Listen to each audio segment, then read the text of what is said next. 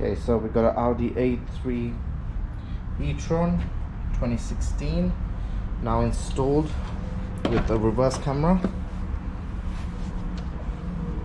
So as you can see, nice and compact, very discreet. Can't even see it. It's all done on the original Audi system. So we put it to reverse.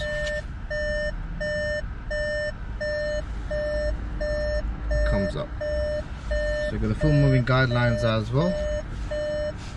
Obviously that's optional. If your vehicle supports it, it will work. If your vehicle doesn't support it, you will not get them. So it's not it's 50-50.